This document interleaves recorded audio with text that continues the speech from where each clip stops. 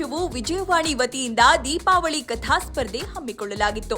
ಸುದ್ದಿ ವಿಶ್ಲೇಷಣೆ ಹಾಗೂ ಲೇಖನಗಳ ಜೊತೆಗೆ ಕನ್ನಡ ಸಾಹಿತ್ಯ ಸಂಸ್ಕೃತಿಯ ಬೆಳವಣಿಗೆಗೆ ಪ್ರೋತ್ಸಾಹಿಸುತ್ತಾ ಬಂದಿರುವ ವಿಜಯವಾಣಿ ತನ್ನ ಓದುಗರಿಗಾಗಿ ದೀಪಾವಳಿ ಕಥಾ ಸ್ಪರ್ಧೆ ಏರ್ಪಡಿಸಿತ್ತು. ಈ ಕಥಾ ಸ್ಪರ್ಧೆಯಲ್ಲಿ ನಾಡಿನ ಮೂಲೆ ಮೂಲೆಗಳಿಂದ ಸಾವಿರಾರು ಹಿರಿಯ, ಕಿರಿಯ ಹಾಗೂ ಉದಯೋನ್ಮುಖ ಕಥೆಗಾರರು ಪಾಲ್ಗೊಂಡಿದ್ರು. ವಿಜಯವಾಣಿ ಕಚೇರಿಯಲ್ಲಿ ಹಮ್ಮಿಕೊಳ್ಳಲಾಗಿದ್ದ ಸರಳ ಸುಂದರ ಕಾರ್ಯಕ್ರಮದಲ್ಲಿ ವಿಜೇತರಿಗೆ ಬಹುಮಾನ ವಿತರಿಸಿ ಸನ್ಮಾನಿಸಲಾಯಿತು.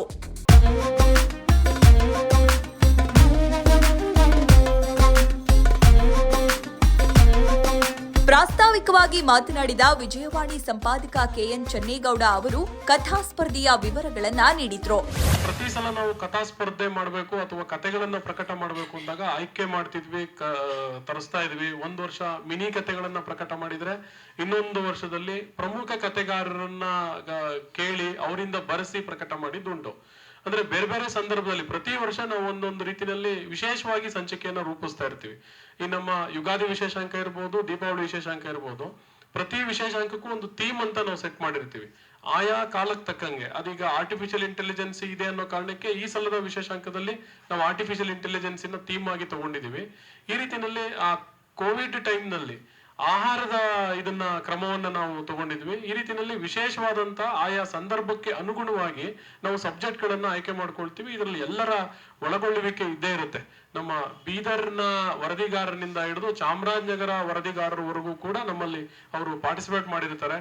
ಅವರು ಸಲಹೆಗಳನ್ನ ಕೊಟ್ಟಿರ್ತಾರೆ. ನಮ್ಮ ಎಲ್ಲ ಸೀನಿಯರ್ ಟೀಮು ನಾವು ಕೂತು ಡಿಸ್ಕಸ್ ಮಾಡಿ ಪ್ಲಾನ್ ಮಾಡಿ ಅದನ್ನ ಹೊರತರುವಂತ ಕೆಲಸವನ್ನ ಮಾಡ್ತಾ ಇರ್ತೀವಿ. ಈ ಕಾರ್ಯಕ್ರಮದಲ್ಲಿ ನಾಡೋಜ ಹಾಗೂ ಮಂಡ್ಯದಲ್ಲಿ ನಡೆಯಲಿರುವ 87ನೇ ಅಖಿಲ ಭಾರತ ಕನ್ನಡ ಸಾಹಿತ್ಯ ಸಮ್ಮೇಳನದ ನಿಯೋಜಿತ ಅಧ್ಯಕ್ಷ ಗೊರೂರು ಚನ್ನಬಸಪ್ಪ ಅವರು ಪಾಲ್ಗೊಂಡಿದ್ದು ವಿಶೇಷವಾಗಿತ್ತು. ನಮ್ಮ ನಾಡಿನ ಸಾಹಿತ್ಯ ಸಂಸ್ಕೃತಿಗಳ ಸಂವರ್ಧನೆಗೆ, ಸಂರಕ್ಷಣೆಗೆ ಪ್ರತಿಯೊಬ್ಬ ಕನ್ನಡಿಗರು ಮಾಡಬೇಕಾದಂತಹ ಕರ್ತವ್ಯ ಇದೆ ಅಂತ ನಾನು ತಿಳ್ಕೊಂಡಿದ್ದೇನೆ. ಅದರಲ್ಲೂ ಪತ್ರಿಕಾ ಮಾಧ್ಯಮ ಏನಿದೆ, ನಮ್ಮ ಭಾಷೆಯ ಸಂವರ್ಧನೆಗೆ ಸಾಕಷ್ಟು ಕೆಲಸ ಮಾಡಿದೆ.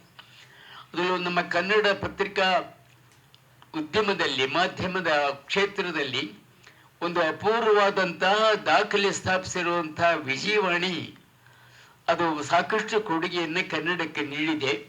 ಇದಕ್ಕಾಗಿ ವಿಜಯವಾಣಿಯ ಸಂಪಾದಕ ಮಂಡಳಿ ಮತ್ತು ಜೊತೆಯಲ್ಲಿರ್ತಕ್ಕಂಥ ಎಲ್ಲ ಬಂಧುಗಳನ್ನ ನಾನು ಅಭಿನಂದಿಸ್ತೇನೆ. ಅಷ್ಟೇ ಅಲ್ಲದೆ ಈ ಕಥಾ ಸ್ಪರ್ಧೆಯ ತೀರ್ಪುಗಾರರಾಗಿ ಕಾರ್ಯನಿರ್ವಹಿಸಿದ ತೀರ್ಪುಗಾರರಲ್ಲಿ ಒಬ್ಬರಾದ ಕಥೆಗಾರರು ಹಾಗೂ ವಿಮರ್ಶಕರಾದ ಡಾಕ್ಟರ್ ಜಿಎಂ ಹೆಗಡೆ ಅವರು ಪಾಲ್ಗೊಂಡು ವಿಜೇತರಿಗೆ ಕಿವಿ ಮಾತು ಹೇಳಿದ್ರು. ವಿಜಯವಾಣಿ ಪತ್ರಿಕೆ ಕಥಾ ಸ್ಪರ್ಧೆ ಮಾಡಿ ತೀರ್ಪುಗಾರರಾಗಬೇಕು ಅಂತಂದಾಗ ಸಂತೋಷದಿಂದ ನಾನು ಒಪ್ಕೊಂಡೆ. ಯಾಕೆಂದ್ರೆ ಈ ಕೆಲಸ ಮಾಡೋದು ನಮಗೆ ತುಂಬಾ ಪ್ರೀತಿ. ಯಾವಾಗಲೂ ವಿಮರ್ಶೆಯ ವ್ಯವಸಾಯದಲ್ಲಿ ತೊಡಗಿಕೊಂಡಂಥವರಿಗೆ ಹೊಸ ಹೊಸ ಸಾಹಿತ್ಯದ ಕೃತಿಗಳು ಬಂದಾಗ ನಮಗೆ ನಿಜವಾಗ್ಲೂ ಆನಂದ ಆಗ್ತದೆ. ಯಾಕೆಂದರೆ ಲೇಖಕರನ್ನು ಪ್ರೋತ್ಸಾಹಿಸುವುದು, ಲೇಖಕರ ಕೃತಿಗಳನ್ನು ಜನತೆಗೆ ತಿಳಿಸುವುದು, ಅವುಗಳನ್ನು ಪರಿಚಯಿಸುವುದು, ಅವುಗಳ ಬಗ್ಗೆ ಲಕ್ಷ್ಯ ವಹಿಸುವಂತೆ ಮಾಡುವಂಥದ್ದು, ಕನ್ನಡ ಲೇಖಕರನ್ನು ಪ್ರೋತ್ಸಾಹಿಸುವ ಕೆಲಸವನ್ನು ಪತ್ರಿಕೆಗಳು ಮಾಡ್ತವೆ. ಆದರೆ ಸರ್ಕಾರದ ಪಾತ್ರವೂ ಕೂಡ ಇದರೊಳಗೆ ಇದೆ. ಅವರು ಇದನ್ನು ಮಾಡಬೇಕು ಅಂತ ನಾನು ಈ ಸಂದರ್ಭದಲ್ಲಿ ಒತ್ತಾಯಿಸ್ತೇನೆ. ಯಾಕೆಂದರೆ ಪ್ರಕಾಶಕರು ಬದುಕಬೇಕು, ಲೇಖಕರು ಬದುಕಬೇಕು ಮತ್ತು ಈ ಲೇಖನ ವ್ಯವಸಾಯ ಏನಿದೆ ಅದನ್ನ ನಾವು ಜೀವಂತವಾಗಿ ಇಡಬೇಕು. ಬಹುಮಾನದ ಪ್ರಾಯೋಜಕರು ಹಾಗೂ ವಿಜಯವಾಣಿಯ ಎಲ್ಲಾ ಸಾಹಿತ್ಯ ಸಾಂಸ್ಕೃತಿಕ ಕಾರ್ಯಕ್ರಮಗಳಿಗೆ ಬೆನ್ನೆಲುಬು ಆಗಿರುವ ಧಾರವಾಡದ ಸಾಹಿತ್ಯ ಭಂಡಾರದ ಮುಖ್ಯಸ್ಥರಾದ ಎಂಎ ಸುಬ್ರಹ್ಮಣ್ಯ ಅವರು ಕಾರ್ಯಕ್ರಮದಲ್ಲಿ ಭಾಗವಹಿಸಿ ವಿಜಯವಾಣಿಯ ಸಾಹಿತ್ಯ ಸೇವೆಯನ್ನ ಶ್ಲಾಘಿಸಿದ್ರು.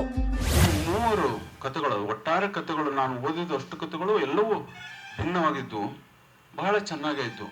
ನಾವೇನು ಹೊಸ ಕಾದಂಬರಿಕಾರರು, ಕಥೆಗಾರರು ಕೊನೆಗೊಳ್ತಾ ಇದ್ದಾರ, ಈಗಿಲ್ವಾ ಅನ್ನೋ ಆತಂಕದಲ್ಲಿ ಕೂಡ ಸಾಹಿತ್ಯ ವಲಯ ಇದೆ, ಇವತ್ತಿಗೂ ಇದೆ. ಬಹಳ ಜನ ಯೋಚನೆ ಮಾಡ್ತಾರೆ. ಅದರ 3,000 ಚಿಲ್ಲರೆ ಕಥೆಗಳು ಬಂದು ಆಯ್ಕೆಗಾಗಿ ಅಂಥೇಳಿ ಇದೇ ತೋರಿಸುತ್ತೆ. ಇಲ್ಲ, ಈ ಕನ್ನಡದ ಸೃಜನಶೀಲತೆ ಕೊನೆಗೊಳ್ಳೋದಿಲ್ಲ, ಅದು ನಿರಂತರವಾಗಿ ಹರಿಯುವ ಪ್ರವಾಹ ಅದು ಅಂಥೇಳಿ ಆಯ್ಕೆಯಾಗಿ ಬಂದ 3 ಕಥೆಗಾರರು ನಾನು ತುಂಬ ಗೌರವದಿಂದ ಅಭಿನಂದನೆಗಳನ್ನು ಸಲ್ಲಿಸ್ತೇನೆ.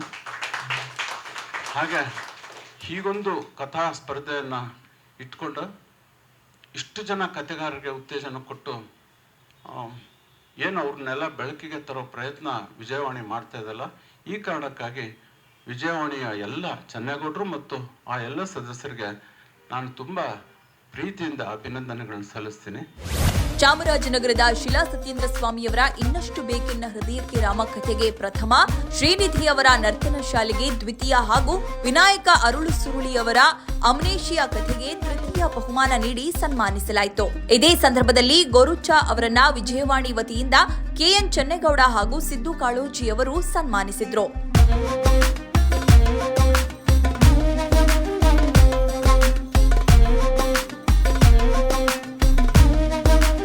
ವಿಜಯವಾಣಿಯ ಸಹ ಸಂಪಾದಕರಾದ ನಾಗರಾಜ್ ಭಟ್ ಕಾರ್ಯಕ್ರಮವನ್ನ ನಿರೂಪಿಸಿದ್ರು. ವಿಜಯವಾಣಿ ಡಿಜಿಟಲ್ ಸಂಪಾದಕರಾದ ಸಿದ್ದು ಕಾಳೋಜಿ ವಂದಿಸಿದ್ರು. ಕಾರ್ಯಕ್ರಮದಲ್ಲಿ ವಿಜಯವಾಣಿಯ ಸಂಪಾದಕೀಯ ವಿಭಾಗದ ಹಿರಿಯ ಸಿಬ್ಬಂದಿ ಮತ್ತಿತರರು ಪಾಲ್ಗೊಂಡಿದ್ರು.